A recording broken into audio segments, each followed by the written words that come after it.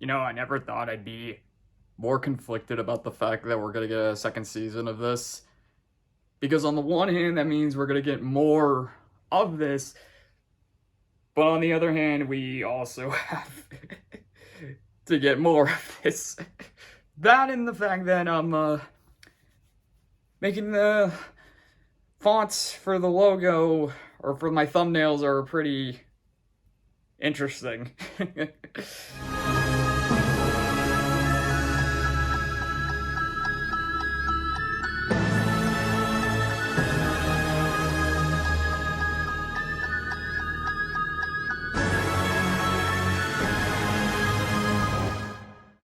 How is everyone doing today, guys? My name is T Codes, and we have made it to the season 1 finale of Loki, as we have been informed in this episode.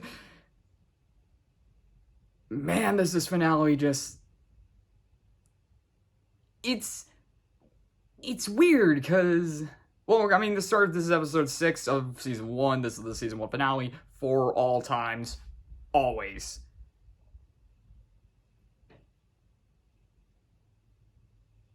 Such a conflicting episode, I mean, because it does beg the question of all the different things we've been building up to, like, who is the mastermind behind all this? Who created the TVA? How does the sacred timeline work? What's gonna happen and all that? And I find it really interesting that we set up things for the future, not just the show, but the MCU, which a lot of people expected. But I really like how things kind of tied up as well in this finale, which makes sense. You gotta tie some things up, and one of the big things that in my mind tied up was Loki as a character, because remember, if we look at how this whole thing starts with Loki, he's still the backstabbing trickster who seemingly is only out for himself, but now we've gotten to the point where he is legitimately afraid, like that barrier of what Loki tried to project himself as is seemingly gone after this episode. I mean, just the way he's reacting at the end, the way he's freaking out, the way he has no idea what's going to happen next. And that's what the genius thing about it, because even though the person that he and Sylvie meet in this episode isn't a Loki, he feels like a Loki. And that's what's amazing about it. It feels like a Loki, but it's not. Because as we got through his one little drop of, or I should say his moment, is the fact that he's like, oh, I've been going as many names, like a conqueror, and I'm like, okay, there we go. So Kang the Conqueror is, from what we got in this episode, is going to be the next big bad. It's what's been building up. It's what everyone's been theorizing. It's what pretty much has been said for the last who knows how long. But I really found it interesting how, technically speaking, this is his introduction. Because if we're going off of what we've been presented, this isn't the Kang the Conqueror we're eventually going to face. This is the quote-unquote best version of him, because he pretty much is right about everything he said in this episode. He's right. But at the same time, you feel like, what if he isn't? I mean, that's the tricky thing about time travel. I mean, so many movies and even video games. Like, one thing that can pop into my mind in this episode was Mortal Kombat 11 when they did this with Kronika, how she's restarted the timeline multiple times. Like, it's a loop. It's the crazy thing. And even the sacred timeline itself is literally a loop. when they show it. Like, it's just this white ring around this citadel, as they called it, where this he who remains lives. That's what they called him in this. He who remains. And it's such a it's crazy. It literally, my mind is still processing everything that happened in this episode because we knew it was going to be a very complex answer. I just didn't think it would be this complex in my mind. I thought it was going to be something that we can get our full grasp on and say, okay, let's see where the rest of the MCU goes from here. And boy, man, okay. So, yeah, as I said, pretty much the majority of this episode is Loki and Sylvie having a conversation with He Who Remains, the man who created all this, the sacred timeline, who created the TVA, who created all this, because in his mind, this is what needs to happen. Or at least, that's what he believes needs to happen. And, again, because he knows everything, or at least timeline-wise, he knows everything that's going to happen up to a certain point, and in this episode, we see what that certain point is. I mean, just the way he comes in and he whips out these sheets of paper and he says, see, I have everything scripted out here.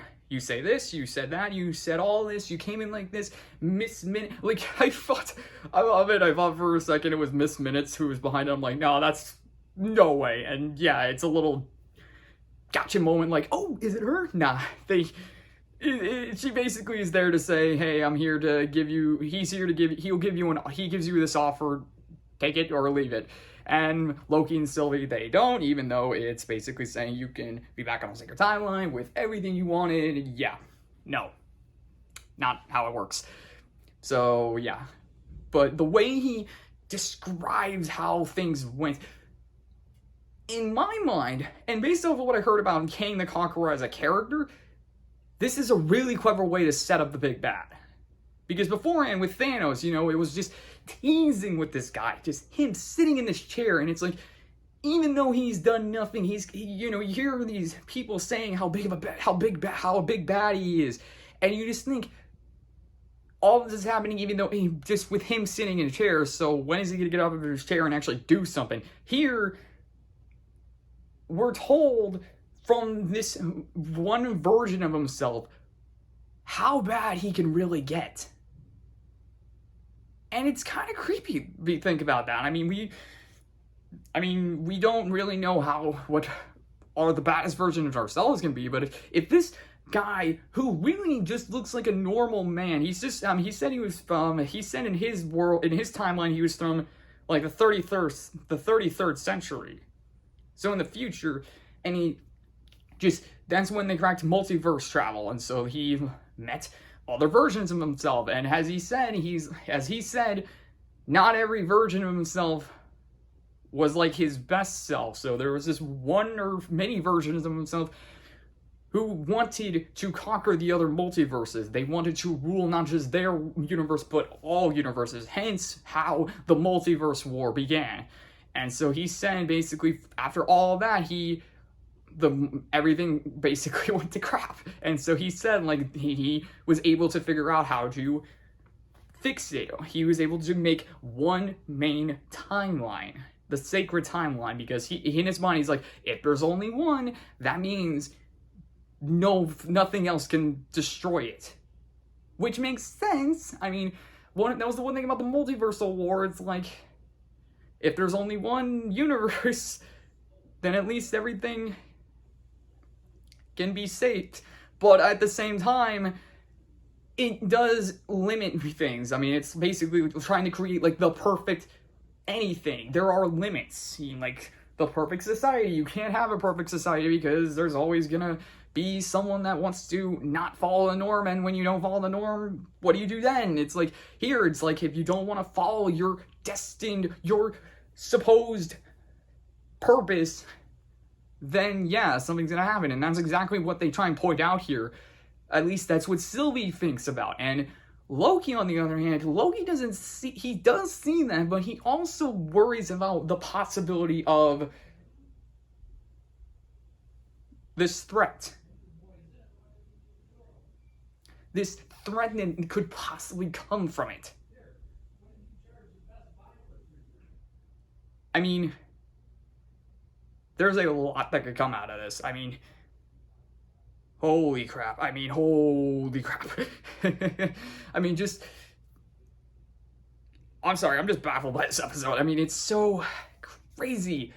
And if you really think about it, it's literally just three people sitting and talking to each other. That is this episode. Yet what they talk about, what is presented, is astronomical.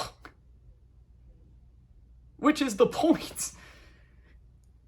And I'm really baffled by it. And I'm baffled by how Loki and Sylvie, they just suddenly get this rift with each other. Because Loki, as I mentioned before, he's scared of what could happen if they kill him. Because he gives him an offer. He says, you can either...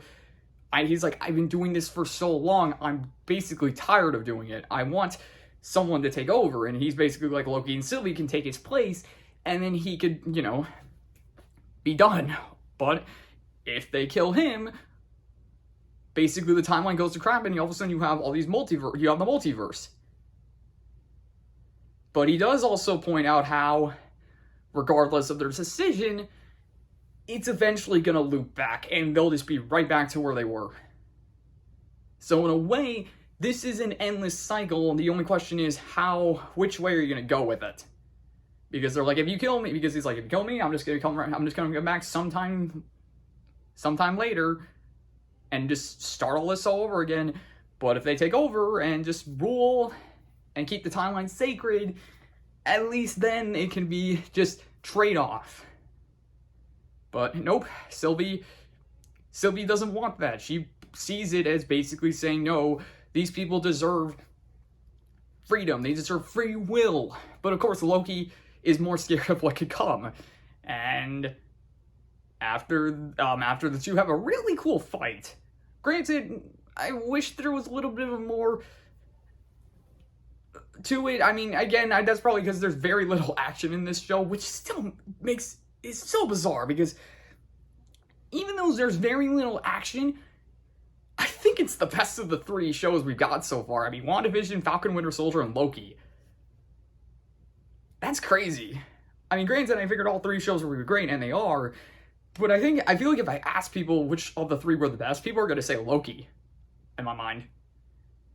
But, yeah, so... man.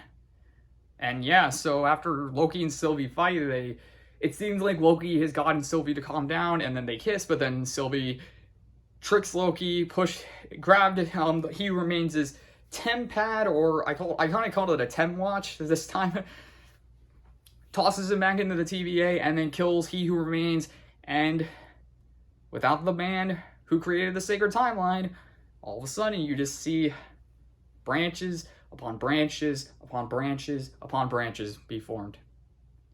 And all I said then is like, Doctor Strange, we need help here.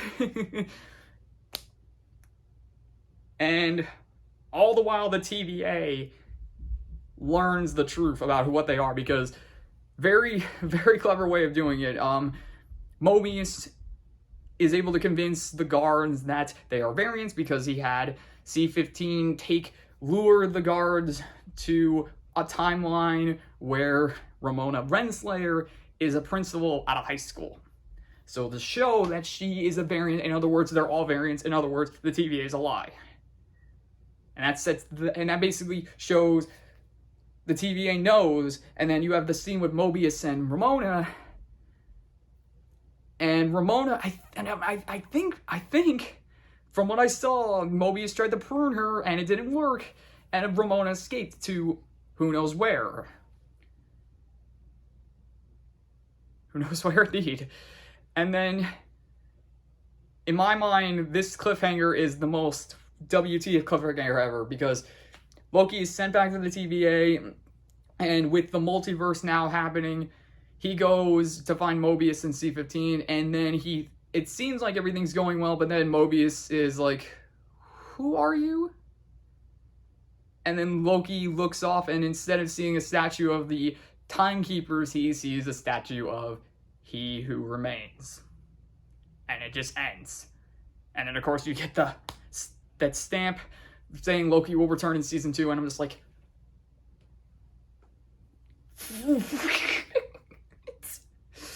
Oh, this episode... I really don't know how to feel about it. I mean, on one hand, it's a really great finale, but on the other hand, it's like, does that mean we're gonna get more of WandaVision? Does that mean we're gonna get more of Falcon and Winter Soldier? What does it mean? I don't know. And I'm freaking out. And I really don't know. I really don't know. But I mean, in terms of this episode, it does set up No Way Home for Spider-Man, because from everything we've heard, you got multiple people, and if you got Doctor Strange in the Multiverse of Madness, it's crazy, but at least they showed how it's all set up now. So I guess the big question is, where do we go? I mean, we knew the Infinity Saga was everything that would happen within one universe. And now we have the second saga. And it's just...